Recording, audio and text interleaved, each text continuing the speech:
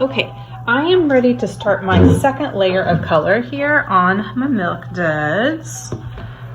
So this is the colors that I'm working with. I've kind of been testing over here on a scrap piece of paper. I want to work on this end right in here, and it's definitely got some dull color here to it, okay? Right in this area. It's almost like if you isolate it down, sometimes it's a little bit easier to see.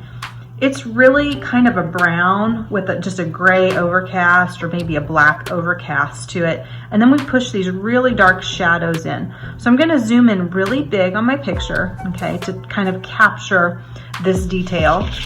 And then I've tested everything out over here, and I piled about 5 or 6 layers up on this little sample, and I can tell it's already starting to burnish, so that's gonna work great. I'm gonna save that. I've got my colors here, I'm ready to go. Some of these colors will actually come into play on the surface of the box too, but I'm just gonna work this in for right now to kind of help you get an idea, and then you should be good to start working on other portions as well.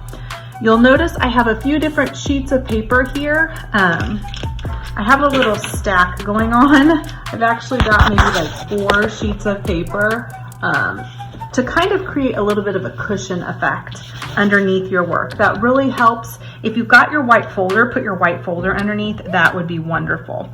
So on my second layer, because I want to kind of bury those complementary colors down in the first couple layers here so that I really get the benefit of them blending. I'm going to pay attention to where the darkest areas are and where the light and the graded values, and I'm going to go to town kind of starting to add what I see on there. I'm seeing a line right in through this area, and then it's pretty solid from that spot over.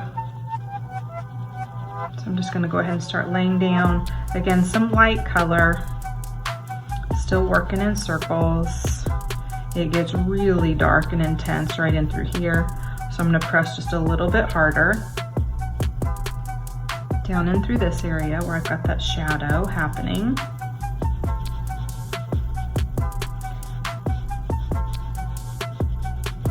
And I can see my shadow is a hard edge, but then I've also got a little bit of a hard edge in here, but then I've also got some graded value happening from this corner out that way.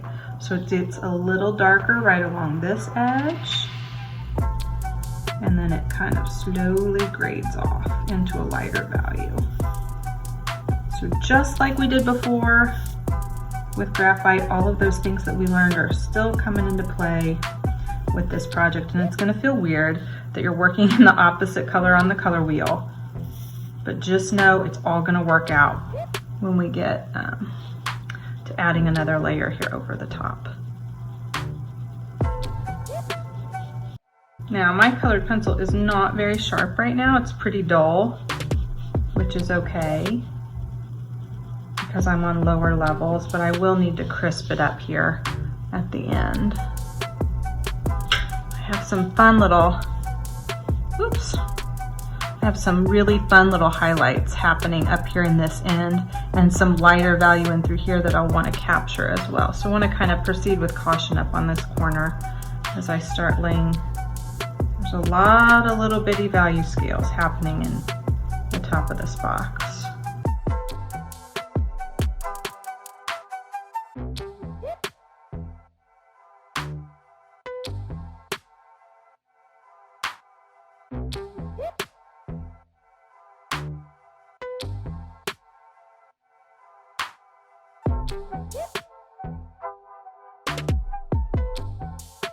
Now, I have not accounted yet for this interesting little overlap that is going on, so I'm going to go ahead and flip back to my other colored pencil for just a second, and I'm going to push some of those little interesting changes that I'm seeing real quickly at the top, and then down here at the bottom I've got some interesting stuff happening. So I want to make sure that I'm taking all of that into account.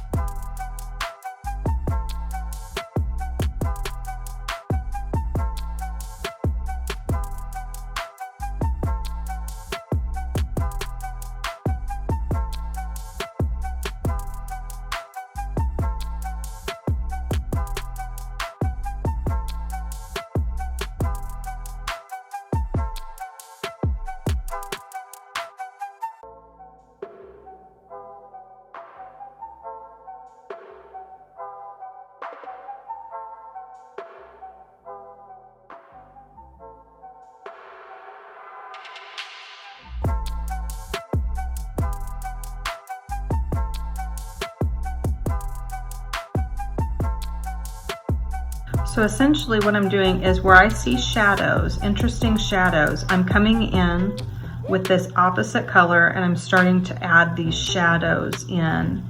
I'm staying out of the highlighted areas so that I can come back with my white over the top of that. I'm just starting to kind of build in some of this deep color.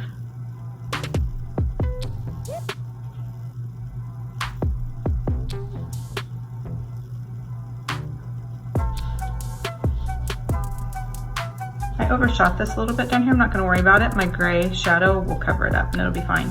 And you do have the ability, if you have a clean eraser, as long as you're not too far along, you can, to some degree, kind of pull back colored pencil color a little bit. Be careful about it. You don't want to leave smudges on your paper, but you can a little kind of eke it back, kind of remove a little bit of that wax so that when I lay my gray over the top, it'll be okay. Okay, I'm gonna grade this out really fast here.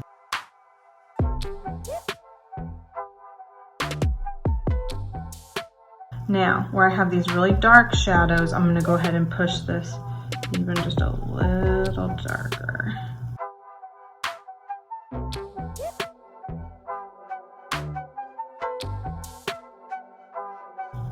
Lots of cross hatching. And then up here I have a fun little shadow. It goes from my negative space looking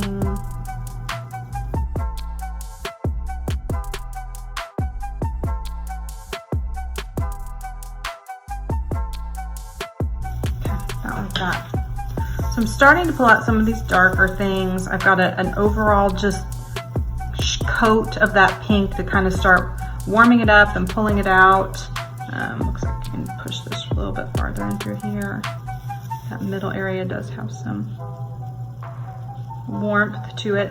I went with a pinky purple because yellow and purple are opposites. This is a warm color. Even though it's a shadow, it's a warm shadow. It's not cool. So that's why I grabbed a warm purple rather than a cool purple would look more like this. Okay, can you tell it leans more blue? And this one leans more pink. Blue is a cool color, pink is a warm color. So that's kind of why I'm picking this shade of pinky purple, okay? And then once I've got that, I'm gonna come back in with this color. I'm using Prismacolors. This is kind of a yellow orange. It's got a little bit of a golden color to it. And now I'm gonna give everything one more coat with this guy. I'm starting to put, this is coat 3. I'm putting a little bit more pressure.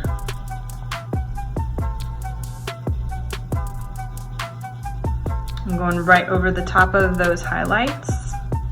This is going to be a coat that pretty much is just going to go everywhere to kind of help unify everything and tie it all together.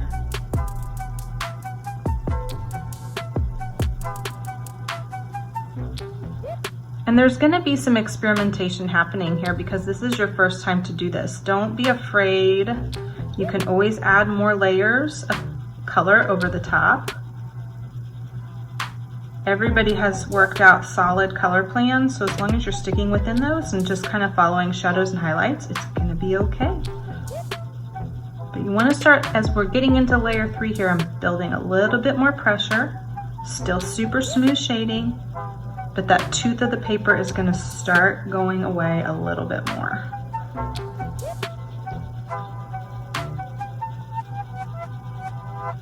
We're going for adding a lot of colors that work nicely together so that we build a lot of depth into this.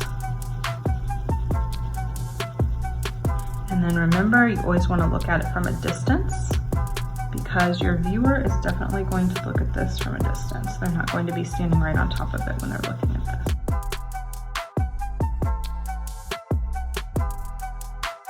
You see what's beginning to happen down here with this flap? The shadow is pushing it back. The light is bringing this forward. I'll come in even with some white along the edge and really push that highlighted edge when I'm done.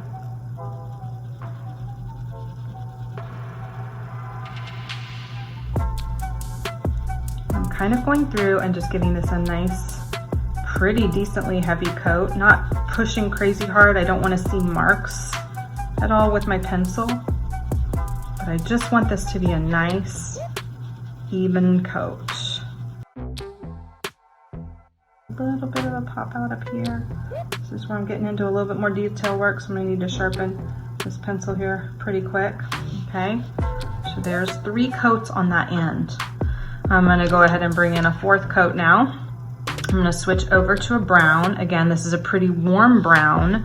I see a lot of brown right in through this area right here, and then it kind of hops over here.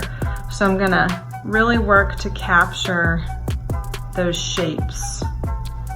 Think in shapes and just keep working shadows and highlights. That's what's gonna make this look realistic, is really looking through the color into a little bit deeper.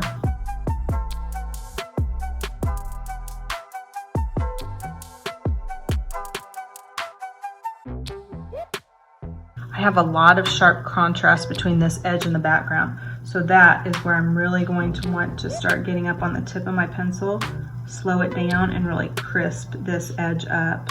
Really get some precision work going here.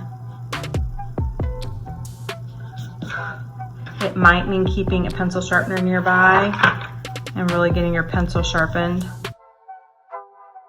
I will make my plug here for Prismacolor pencils. If you get into this and you find that you're really loving colored pencil, I would highly encourage, this would be a wonderful thing for you to ask for Christmas. Just a great thing. They're not the cheapest, so you would definitely want to use a coupon. But they are a great Christmas gift. I've had mine since college. And the difference between a Prismacolor and a Crayola pencil is kind of everything. We can do lots of great things with Crayola, but you will find Prismacolor is really superior when it comes to shading and blending.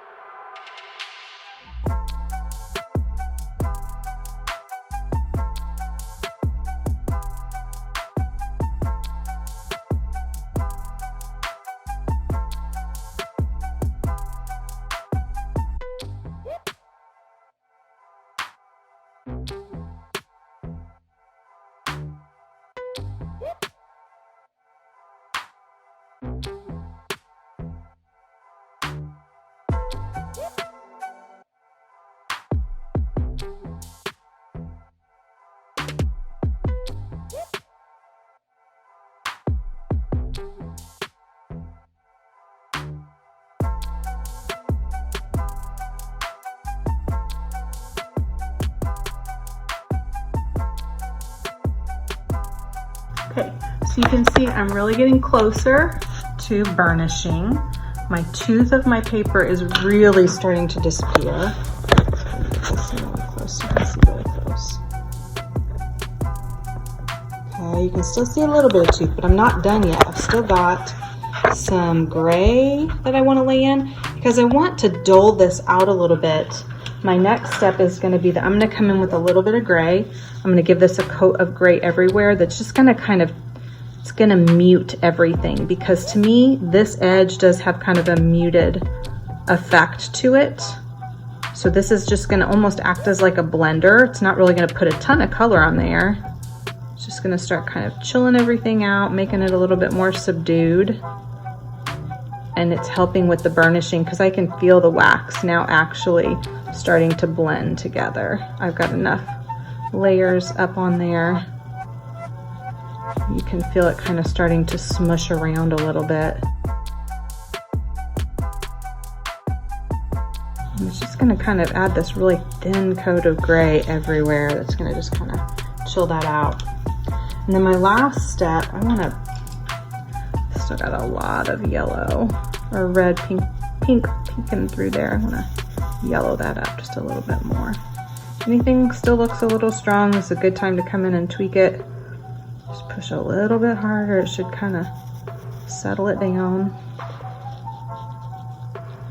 But while you're you're beginning to press a little harder, keep those crisp edges. That's really important. Okay, now I'm gonna come in with black. He's gonna be my last step. This is where I really wanna push details. So I've got a shadow. I wanna be really accurate here. I don't wanna come in too hard from the start. Okay. You can see my shadow right about there with my M. Kind of creeps out this way just a little bit. And it's really gonna feel like that wax is just kind of sliding on there. And I got a really strong shadow here underneath the edge of this box. Do you see that really heavy shadow down here along the edge? Push that. I'll come in and deal with this shadow later in just a second. I'm not ready for him yet. But back in here, it gets totally black back in here. So this is where I'm gonna put my most pressure. Okay, and then I'm gonna do a value scale that grades out.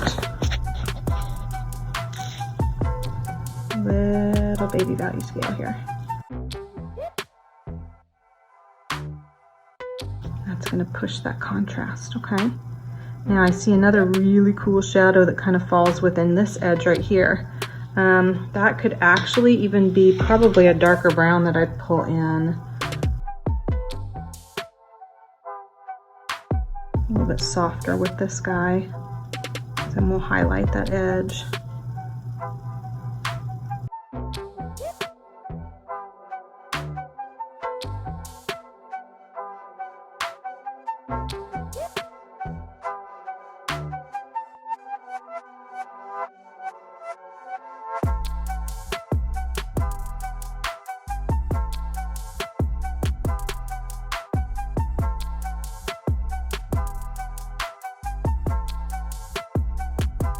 I realized I had my highlight going up a little bit too far here, so I'm just gonna pull it back. It finishes out. I'm still doing comparative measurements even when I'm shading. Still making sure that things are where I want them to be.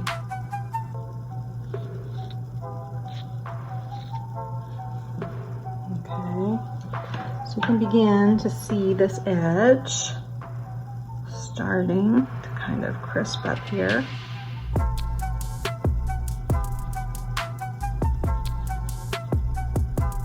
But gosh, with black, you just want to be so careful and go so slow with it, because a little bit of black, just like when we get to paint, goes a long way. Don't need a lot. We can always come back over the top of this if we need to soften it down a little bit more, and soften it with a little bit more that yellow, okay? So it is beginning to come. Do a really close side by side here real fast. Okay, that's about where we're at right now. I'll still come in with a white and add some highlights here shortly, and I'll finish this out all the way to the top. But that is pretty much, I'm gonna work small areas a little bit at a time. I would suggest starting with the end of your box first, or the letters, just to build confidence. Save this big background for last once you're feeling pretty confident with how to handle the colored pencils, stacking them one on top of each other.